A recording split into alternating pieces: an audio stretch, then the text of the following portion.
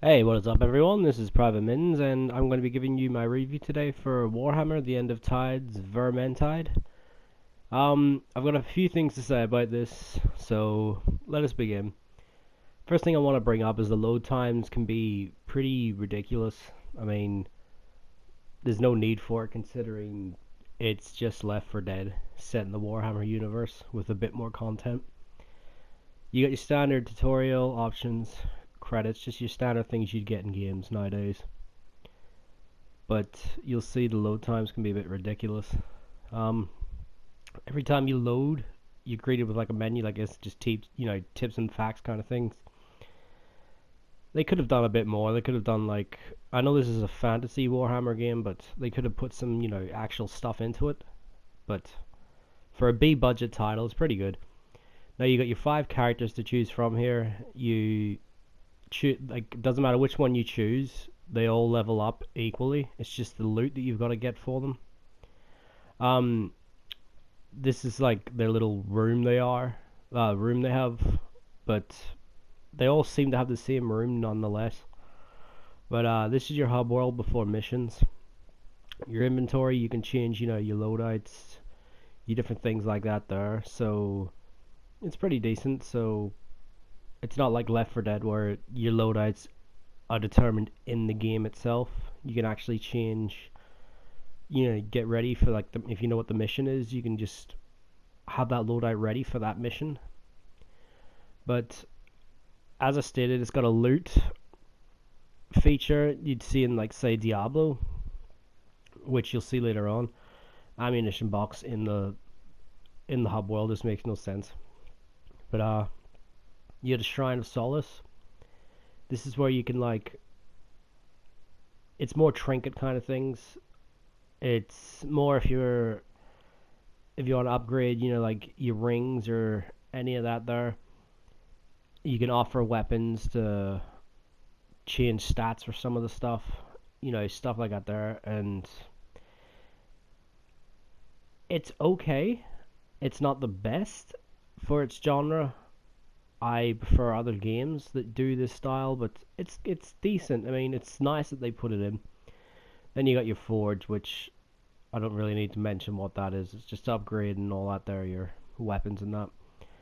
But yeah, he sometimes talks to you, not very often though. Now you got a difference between quick play, which you're thrown into any match with any people. This is what it would look like. I'm not gonna play a quick match, but see, it says where I am. Um, what difficulty and level it is. I'm playing this on easy because this game is quite hard. I mean, I'm usually pretty decent at difficulties, but God, it really, really fucking put me through my paces. Here's all the missions in the story, and then you got a few side missions. It's quite long. They last around 15 minutes apiece. Some may be a bit longer. Like the last mission is hard as shit, but it's your standard kind of thing. And then you've got the your standard horde mode, which if you've played Call of Duty or Gears of War, you know what to expect. But the difficulty's preset for that. Um, this is your collectibles in the game, and you've got your rats that collect like run around with like loot in their sack kind of thing, reminiscent of Golden Axe and Diablo. They drop instead of loot, because loot in this is not the same kind of thing. They drop dice, which you'll see them drop, which you use dice to roll at the end of a match to essentially your chances of getting a really good item. But you'll see at the end, and I got stuck on the stairs here. I was wondering what the hell was going on, but anyway. Just deal with these little shits.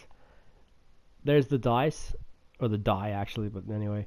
As you can see, just drops, bombs and that, which you find around the world. But there's just some gameplay as well. As you can see, if you're looking at it, it's exactly like Left 4 Dead. The bottom of your screen, it looks like Left 4 Dead. I mean, the only difference between this and Left 4 Dead is this concentrates more on melee, while your ranged weapons are your backup, while it's vice versa for Left 4 Dead. Um, but yeah, there's a glitch I run into here, which was quite funny actually. I mean, they're stuck on the ladder, and like I literally just I couldn't believe, like, it's the only glitch I run into the entire game. But yeah, the game runs fine. It's just you get the odd, hiccups here and there. I mean, look at this. He's not even on the ground. I just let them deal with it. I was just like, what the hell's going on? But yeah, now you're gonna see some footage of, different types of enemies in the game, which you'll recognize if you've played Left 4 Dead before. I know I keep comparing it to Left 4 Dead, but they definitely drew a lot of inspiration from Left 4 Dead. Quite frankly, I think they're just as good as each other in a lot of ways. They'll beat each other in different ways, kind of thing. But let's actually get to some of the other things. The voice acting is pretty decent, to say the least. I mean, it's not be end all of Warhammer. It's nowhere near the quality that you had in the Space Marine game on PS3. But it's still quite good nonetheless. The graphics are fantastic. I mean, I don't know if you can actually tell, but they are really good, especially for a B budget title on the PlayStation and Xbox One and PC. The music design's quite good as well. I mean, the actual music to the game, like the theme itself, is actually quite eerie and pretty reminiscent of, say, like 28 Days Later, or that really old zombie movie you got. But yeah, it's actually quite good none the least.